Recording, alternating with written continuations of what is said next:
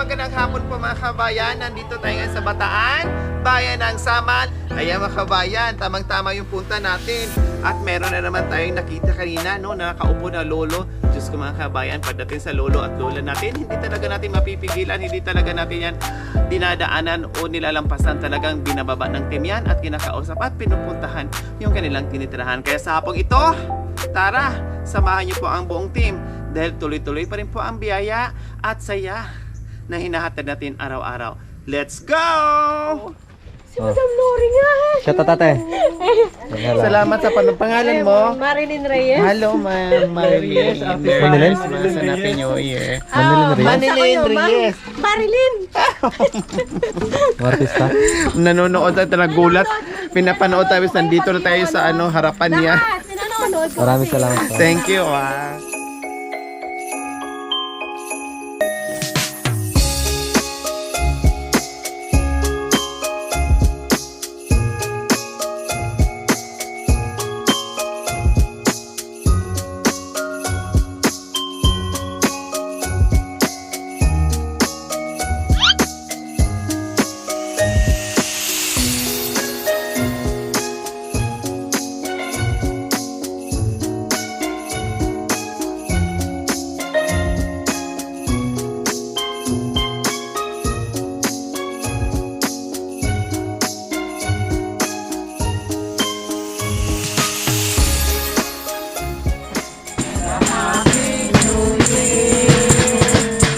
Magandang hapon po, Lolo.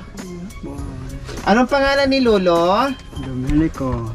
Po? Domenico. Si Domenico.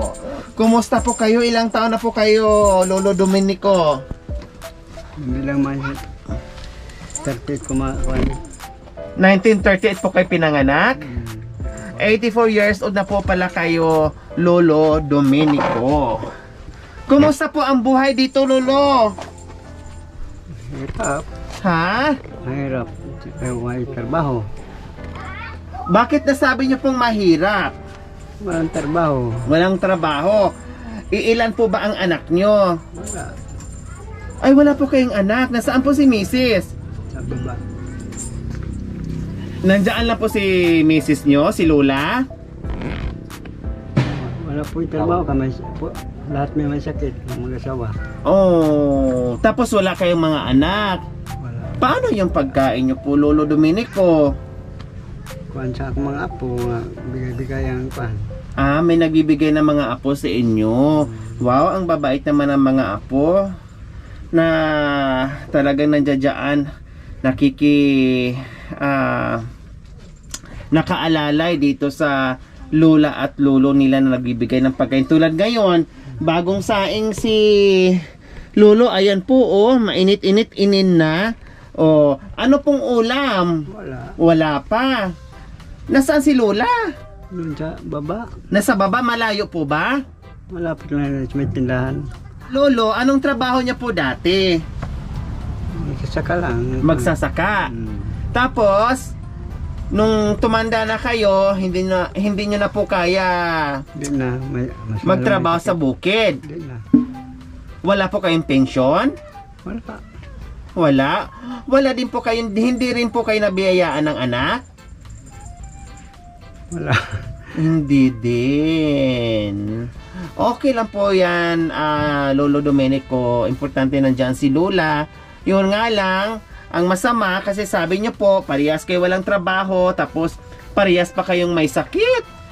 O di ba? Ito yung sinasabi ko mga kabayan na dagdag problema, dagdag pasakit, na yung bang alam mo yung buhay mo na isang kahit isang tuka, kung hindi ka kikilos, wala ring tutukain yung ganon. Plus yung may sakit, doon tayo lalong nahihirapan, doon tayo lalong mahirap yung buhay natin kasi kahit gaano kahirap yung buhay, basta ayos lang yung ating katawan, no? Okay lang yun kasi makagawa ka ng paraan, makapagtrabaho ka. Pero yung hirap ka na sa buhay plus may sakit, wala talaga, no? Paano kung walang apo na magbigay? Paano kung walang anak na magbigay? Paano yung pagkain las araw-araw? Di ba wala? Kaya marami tayong mga seniors, no, yung mga lolos, lolas, no, mga nanays natin sa mga tatays natin, talagang dito ako naka-focus dahil yung mga medyo bata-bata pa mga kabayan, kaya pala magbanat ng buto. Kahit gaano kahirap, kaya pala gumawa ng paraan. Pero yung mga lolo natin, yung mga seniors natin, iba na yung lakas nila, no?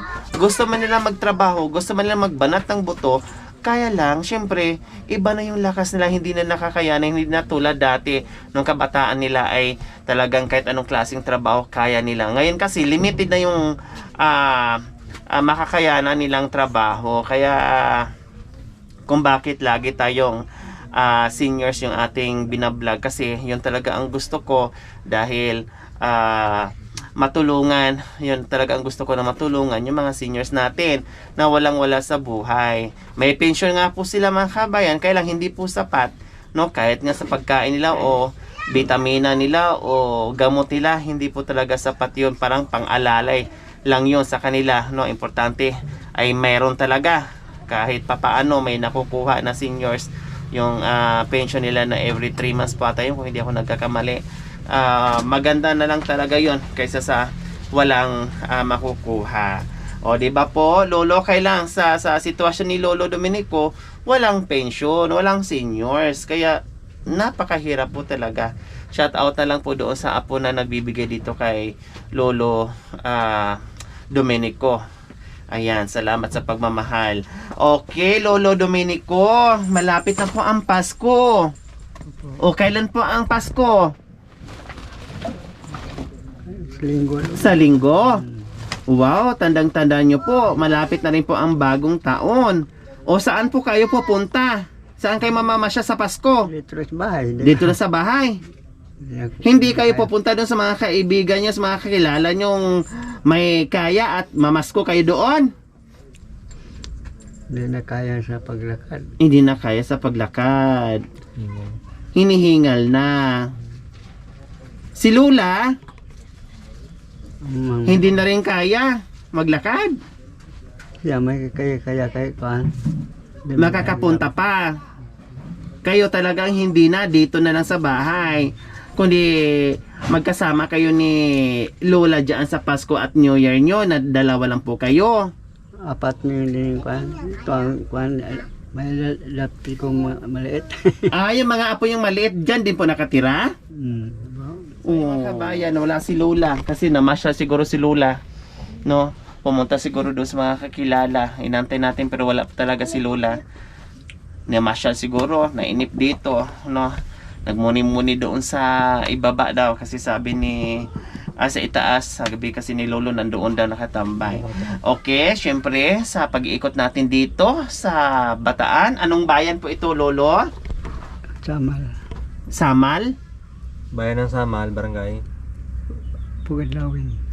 Nandito kami ngayon sa Bataan, bayan ng Samal, barangay Pugad, Lawin. So ayan, nandito na yung Lawin. Ganun. Okay, isa si Lolo sa aming nadaanan ngayon. Nakaupo lang sa gilid. At sabi ko, ayun, may Lolo. At tingnan nyo nga, mga kabayan, tingnan nyo nga, babain nyo nga mga Rohelios at kausapin nyo si Lolo. Hindi tayo nagkamali. Talagang tamang-tama yung pagtambay ni Lolo dyan sa labas. At napadaan yung team at nasipat sa mga mata natin, nahagip sa CCTV, no? At ito nga, pinuntahan natin. At isa sa mapalad sa hapong ito na nadaanan natin si Lolo Dominico dahil meron tayong surprise sa kanya. Okay, mga Rohelios! This Christmas, be more thoughtful. Gift a Toblerone. Bisaya kay Lolo? Ay, Bisaya ka? Morning ana say agoy kay Bisaya di ay. Nagsabay pa kaming dalawa ko agoy, sabi din niya agoy. Bisaya ka, Lolo? Asa ka sa Bisaya? Bugo.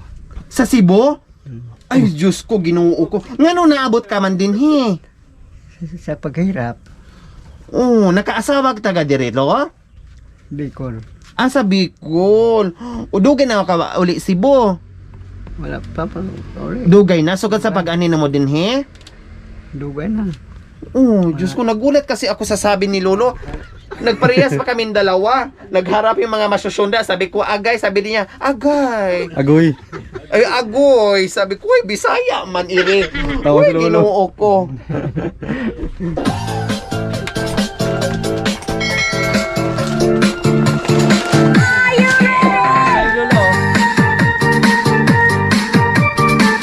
Abangan niya na.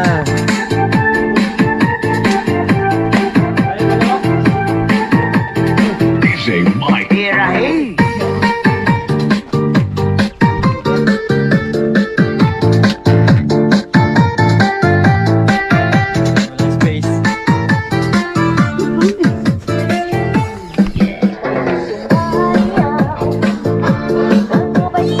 Agoy! Bakit kami lang ng dalawa ni Sar sumayaw? Bakit kayo sumayaw? Agoy!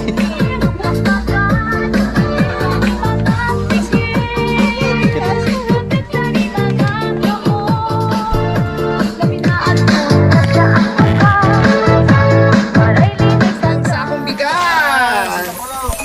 Yay! At hindi lang yan, meron pang... At dili lang yan, Lolo. May spaghetti ka pang...